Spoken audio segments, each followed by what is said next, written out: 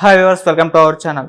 So Kesineni Nani గారు మరి TDP పార్టీని వీడుతున్నట్టు ఎక్స్లో ప్రకటించేశారు. అంటే టీడీపీ పార్టీకి తన అవసరం లేదని చంద్రబాబు గారు తనతో చెప్పారని, అందుకే టీడీపీ పార్టీ నుంచి బయటకు వెళ్ళిపోయి ఇండిపెండెంట్గా పోటీ చేస్తారు. మరి వేరే పార్టీలో జాయిన్ అవుతారో తెలియదు, కానీ సో ఇప్పుడైతే విడిచైతే వెళ్ళిపోతున్నారు.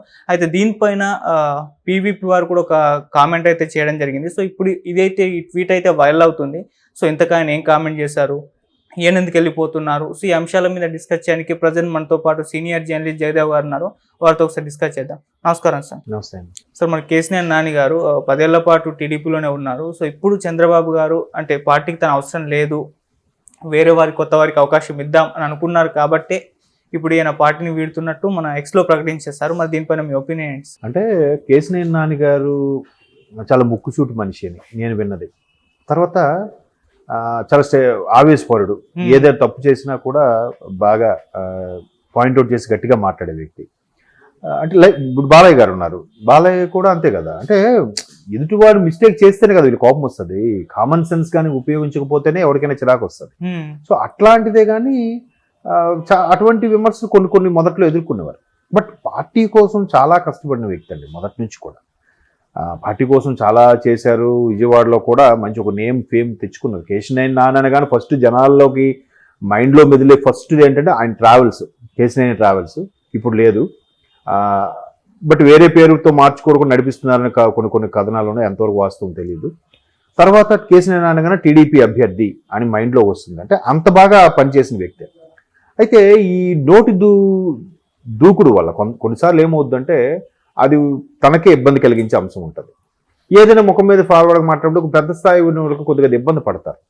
సో అట్లాంటి సందర్భంలో విజయవాడ సిటీ రాజకీయాలకు సంబంధించి కానీ, లేదంటే కృష్ణా జిల్లా రాజకీయాలకు సంబంధించి కానీ ఈయన బాగా చొరవగా అన్నిట్లోనూ దూరి ఏదో మాట్లాడుతున్నారు అన్నట్టుగా అధినేతకి కొంతమంది చంద్రబాబు గారికి ఇన్ఫర్మేషన్ ఇచ్చారని, అందుకు ఆయన గతంలో ఢిల్లీలో ఒకసారి కలిసినప్పుడు ఈ సమన్వయ కమిటీ ఏదైతే ఉందో అందుకు సమన్వయం పరుచుతూ వెళ్ళాలి, నువ్వు అందరిగా ఆవేశపడితే కుదరదు, అలా కాకుండా గమ్ముగా ఉండు, నీ వ్యవహారం నువ్వు చూసుకో, ఎవరిని డిస్టర్బ్ చేయకు, వీలైతే లోకేష్తో సమన్వయం ఉంటే తనతో జర్నీ చేయడానికి ట్రై చేయన్నట్టుగా చెప్తే, మరి ఈయన ఎందుకు లోకేష్ గారితో చేయడానికి ఎందుకు ఇబ్బంది పడ్డారో, లేదంటే అందరితో సమన్వయం అవ్వడానికి ఎందుకు మొహమాట పడ్డారో, లేదంటే నచ్చలేదో, లేదంటే నేను సీనియర్ని నేను వాళ్ళ దగ్గరికి వెళ్ళి చేయడం అనుకుంటున్న, మొత్తానికి బాబు గారు చెప్పిన సూచనలు ఏవి ఫాలో అవ్వలేదు కాబట్టే ఇంకా చూసి బాబు గారే, బాబు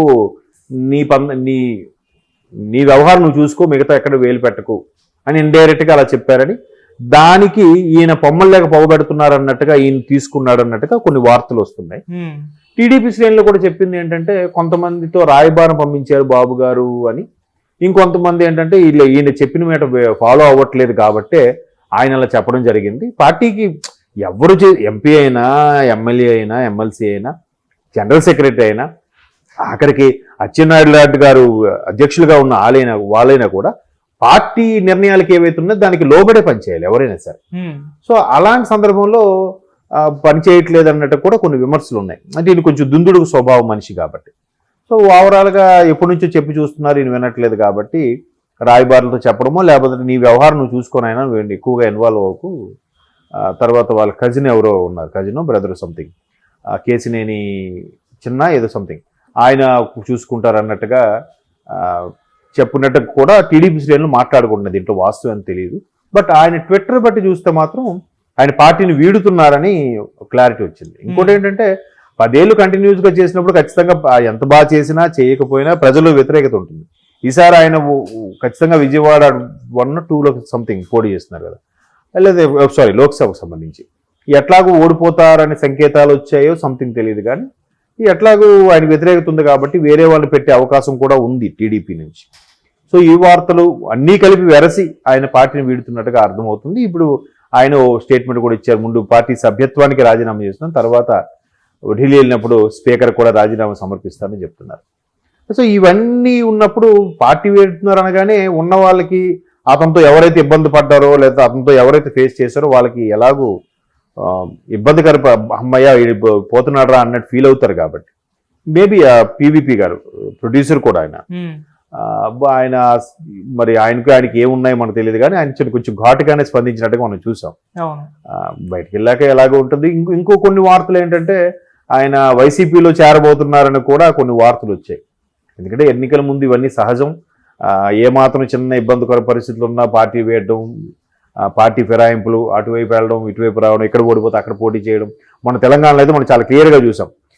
కాంగ్రెస్లో ఉండి లాస్ట్ మినిట్లో బీఆర్ఎస్లోకి వెళ్తే అక్కడ ఓడిపోవడం, బీఆర్ఎస్లో ఉన్నవాడు లాస్ట్ మినిట్లో కాంగ్రెస్కి వస్తే ఎక్కడ ఓడిపోవడం. కొంతమంది 10 ఏళ్ళుగా కాంగ్రెస్లో ఉండి లాస్ట్ మినిట్లో బీఆర్ఎస్కి వచ్చి ఓడిపోయిన కూడా ఉన్నారు చాలామంది. ఆ కాంగ్రెస్లో ఉంటే బాగుండేదేమో. సో అట్లాగే ఇక్కడ కూడా 10 ఏళ్ళుగా ఆయన నుండి ఒకసారి అటు వైసీపీలోకి వెళ్ళడం. మరి ఇప్పుడు వైసీపీ పెద్దగా మానియా వేయట్లేదు కానీ, బట్ ఇక్కడ లేదు కాబట్టి ఇంకా ఆప్షన్ లేదు. జనసేనలోకి వెళ్ళారు, టీడీపీ జనసేన అలయన్స్ కాబట్టి. వెళ్తే కాంగ్రెస్లోకి వెళ్ళాలి. కాంగ్రెస్ ఏదో లేదు, ఏదో ఈసారికి పోటీ చేస్తున్నాం అని చెప్పుకోవడానికి, ఓటింగ్ పర్సంటేజ్ పెంచుకోవడానికే కానీ కాంగ్రెస్కి అంత లేదు. వైసీపీలోకి వెళ్ళాలి. వైసీపీలో టికెట్ ఇస్తారో లేదో చూడాలి. ఎందుకంటే పక్కా టీడీపీ వ్యక్తి అనే విషయం ఉంది కాబట్టి అక్కడ జగన్మోహన్ రెడ్డి గారు ఆదరిస్తారో లేదో చూడాలి. బట్ వైసీపీ నుంచి కూడా కన్ఫర్మ్ అయ్యింది. అందుకే ఈయన ఇక్కడ అంత నిక్కచ్చిగా, అంత నిర్భయంగా, ఓపెన్ గా ట్విట్టర్ లో కామెంట్ చేశారన్నట్టు కూడా కొన్ని వార్తలు వస్తున్నాయి. చూద్దాం, మనం కొద్ది రోజులు ఓపిక పడితే సంక్రాంతి తర్వాత అన్ని క్లియర్ కట్ అయిపోతుంది. ప్రతి క్వశ్చన్ కూడా ఆన్సర్ వచ్చేస్తుంది. ఓకే, అంటే సార్ వైసీపీ ఖాళీ అయిపోతుంది. సో అంటే వాళ్ళ మీద, కార్యకర్తల మీద, ఎవరి మీద అయితే ప్రజల దగ్గర నుంచి విమర్శలు ఉన్నాయో వాళ్ళని ఎందుకు మన జగన్మోహన్ రెడ్డి గారు చేర్చుకుంటారు? మరి ఆప్షన్ లేదు కదా. అక్కడ మీరే అంటున్నారు ఖాళీ అయిపోతుందని. రోజుకు ఒకరో ఇద్దరు రిజైన్ చేస్తూనే ఉన్నారు. ఖాళీ అయినప్పుడు అక్కడ నుంచి పోటీ చేసే వాళ్ళు ఎవరు? చాలా మంది వైసీపీ వాళ్ళు కూడా ఎవరికైతే టికెట్ కన్ఫర్మ్ అయింది అనుకుంటున్నారో వాళ్ళు కూడా మాకు ఇవ్వకపోతేనే బెటరా బాబు, బీఫార్మ్స్ మాకు ఇవ్వకపోతేనే బెటర్, మేము ఏదో కామ్గా ఉంటాం, మా మానాన్ని మేము మళ్ళీ బిజినెస్ ఏవో చేసుకుందాం అని తలంపులో చాలా మంది ఉన్నారు. సో అటువంటి సైడ్ అయిపోయి ఉన్నప్పుడు ఇట్లాంటి వాళ్ళు వెళ్తే ఆదరిస్తారు కదా, తీసుకుంటారు కదా. ఎలాగైనా ఏదో కొంతలో కొంతైనా ఓటు చీలుతుంది కదా. ఈ ఎట్లాగో కొద్దిగా పైసలు ఖర్చు పెట్టాలి, ఏదో చేస్తే గెలుస్తామని ఎవరికైనా మనిషి ఆశ ఉంటుంది కదండి. వరల్డ్ కప్లో చిన్న చిన్న కంట్రీస్ కూడా ఓడిపోతామని తెలుసు. సరే పార్టిసిపేట్ అనేది చేద్దామని చిన్న ఎక్కడో ఏమో మేబీ ఆల్అౌట్ అయిపోతే లాస్ట్ బాల్కి 6 కొట్టేస్తే ఇలాంటి ఆలోచనలు ఉంటాయి కదా, ఆశ. సో ఇక్కడ కూడా ఏమైనా జరిగితే, ఎక్కడ ఏమైనా ఈవీఎంలు మొరాయించి మనం ఏదైనా చేసుకోగలిగితే, ఏమైనా చిన్న ఆశ, ఆ ఆశతో పోటీ చేస్తూ ఉంటారు, ప్రయత్నం చేస్తూనే ఉంటారు. అట్లా జరిగితే జరగచ్చు, చూద్దాం. అదే అంటున్నాను కదా, సంక్రాంతి తర్వాత ఇంకొన్ని టికెట్లు బయటకు వస్తాయి. బయటకు వచ్చినప్పుడు ఖచ్చితంగా ఇప్పుడు కేసీఆర్ గారు అందులోకి వెళ్తారో లేదా ఇండిపెండెంట్ పోటీ చేస్తారో ఏదో క్లారిటీ వస్తుంది. దాన్ని బట్టి మనం కూడా మాట్లాడుకోవచ్చు అప్పుడు. ఓకే, అంటే సార్ ఇండిపెండెంట్ గా పోటీ చేస్తే మనకి గెలిచే అవకాశం ఏమన్నా ఉందా? అంటే ఇప్పుడైతే చంద్రబాబు నాయుడు గారు ఆయన తీసేయడం వెనుకున్న రీజన్ ఏంటంటే ప్రజల నుంచి వ్యతిరేకత ఉంది ఆయన మీద అని చెప్పేసి. సో ఇప్పుడు అంత వ్యతిరేకత ఉన్న వ్యక్తి పోటీ చేస్తే, ఆయన ఇండిపెండెంట్ గా పోటీ చేస్తాను అంటున్నాడు. బట్ ఒక పార్టీ దాని కోసం ఊరికే ఎందుకులే ఓట్లు చీలిపోవడం కోసం ఆలోచించి వైసీపీలోకి వెళ్ళొచ్చు కదా. ఇండిపెండెంట్ గా పోటీ చేస్తే ఏమవుతుందంటే, ఈయన కొన్ని ఓట్లు తీసుకున్నాడు అనుకోండి, అప్పుడు మొన్న కామారెడ్డిలో సిచ్యువేషన్ లాగా అవ్వచ్చు. అటు వైసీపీకి టీడీపీకి టగ్ ఆఫ్ వార్ గా ఏమైనా అయితే, వైసీపీకి అంత లేదని అంటున్నారు అందరూ, టీడీపీకి ఎక్కువ ఫేవర్ గా ఉంది కాబట్టి ఇండిపెండెంట్ గా పోటీ చేస్తే టీడీపీలో ఒక 1% ఓట్లు చేర్చగలుగుతాడేమో ఆయన. అంతే కదా. అక్కడ ఎలా ఉందంటే, టీడీపీ జనసేన రావాలి, అందరి లైఫ్లు బాగుపడాలంటే దృక్పథంలో ఉన్నప్పుడు ఇండిపెండెంట్ పోటీ చేస్తే ఎంతో కొంత ఒక 1000-2000 ఓట్లు చేర్చగలుగుతారేమో. అంతకుమించి గెలుస్తారని నేను చెప్పలేను. హోప్స్ తక్కువ నా ఉద్దేశం ప్రకారం. Okay, thank you so much sir. Thank you.